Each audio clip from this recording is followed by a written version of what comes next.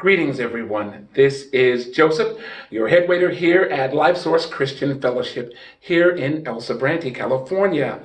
Want to thank you all for watching our videos and reading our discussions on the web, on LinkedIn, on YouTube, on the Facebook page, and wherever you find them.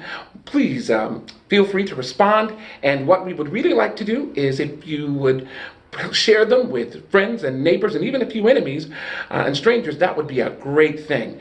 We like to hope that what you're reading or hearing or seeing or experiencing from us is information that will help change a life or establish a new view of Christianity and what we do in terms of meeting needs and sharing the gospel.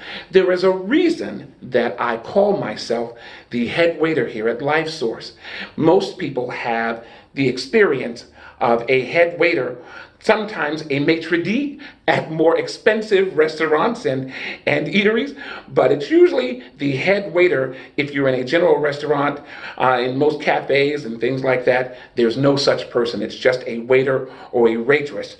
But what they do that's really important, which is why you should tip them, is that their job is to make your eating experience, your drinking experience at their establishment comfortable and enjoyable. They provide you with clean silverware. They get you your water, your soda, your milk, your juice, your coffee, your tea, and whatever else you may ask for in there that's on their menu. And sometimes if you ask things that aren't on the menu that you might like. That's what a waiter or a waitress does. And the head waiter or the maitre d' at that establishment is the person who makes sure that that happens. So here at LifeSource, I'm the head waiter. And that means that our goal here is that you have the same experience in sharing with us. There's one big difference. Here at LifeSource, there's no check to pay. There's no bill to pay. There are no requirements that you give us any gift or money or anything. We may ask for it, and that's a given. We have to keep the lights on and those kinds of things, but you are under no requirement to give it. You are no requirement to provide it. That's because the gospel, friends and neighbors, is free. The gospel is free, or it's not the gospel. Let me say that again. The gospel is free, or it's not the gospel. How can we say that? That's the example that Jesus gives us in the Bible. Everything he does, from healing the sick to feeding thousands to raising the dead, is free. He does not say to the 5,000 people, he doesn't say to the disciples, you know, the way you just passed out all that bread and fish, now that everybody's stuffed, please take this piece of paper and just keep pulling from it. And everyone, all the 5,000 people, should get a check or a bill. That does not happen. The people he raises from the dead, the deaf people that he allows to hear, the people who are blind that he helps to see, and in fact, the wine he produced at the wedding at Cana, he didn't send a bill with that wine. He simply did it out of grace and love for humanity. And so the example that he sets is the example that the apostles followed after him. It's the example that John the Baptist followed before him. It is the example that all of the prophets prior to him set in the Old Testament. The gospel, friends and neighbors and family, is free, or it's not the gospel. And that is why here at LifeSource, where I'm the head waiter, the gospel is free. The marriages are free, the burials are free, the counseling is free, the hospital visits are free. Everything that we do here in terms of meeting needs, helping people pay bills, we don't have a loaning program, and I don't think churches should have that. That's recorded nowhere in the Bible, but we are doing all kinds of amazing things that we have turned into a business or into businesses, and we're calling them ministry. If you are charging for it or you are being charged for it, it is not ministry. It's a business. Just want to make sure we're all on the same page in that discussion. I have a friend who I love sharing this to. She said to me once, Joseph, I can get crack, cocaine, and heroin more cheaply than I can get the gospel in these places that say they are churches.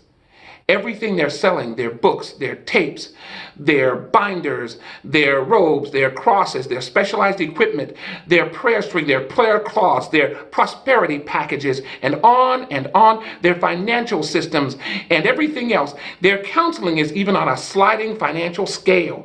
And many of them, some of them now, want access to your bank account so they can take out your money at will.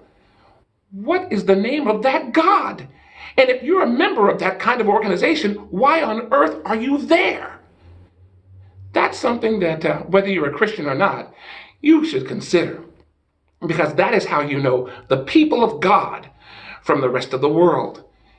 To most of the world, religion and relationships with God are a business. And that's how they run it. In the church, the gospel is free, or it's not the gospel. That being said, I want to turn to another quick subject to share with you while I'm here. And that is that tomorrow we'll be conducting a free baptism for someone here, and in all truth, for anyone else who comes who wants to be baptized. The great news is that the opportunity to be baptized is momentary. We don't have a special day for it. We don't have a special time for it.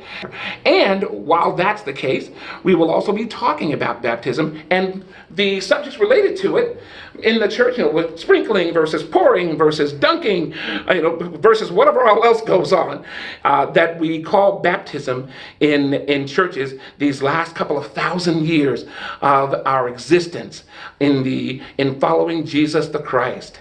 Why do we even do it? What does it mean for your relationship with God? What does baptism mean for your relationship with the world?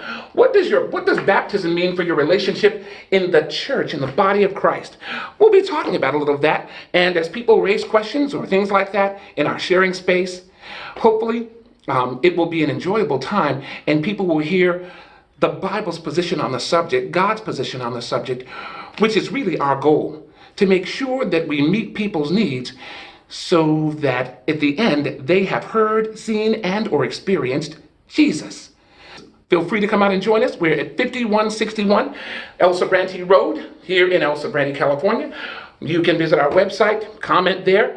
That's www.newlifeinjesus.net. You can visit us on Facebook at Life is the Gospel, there on Facebook, our page there. You can certainly visit us on LinkedIn, and we will continue to be expanding as we go. And certainly you can call or email us at info@newlifeinjesus.net or at 510-932-1283.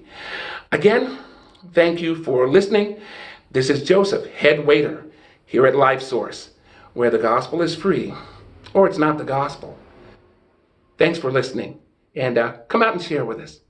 God bless.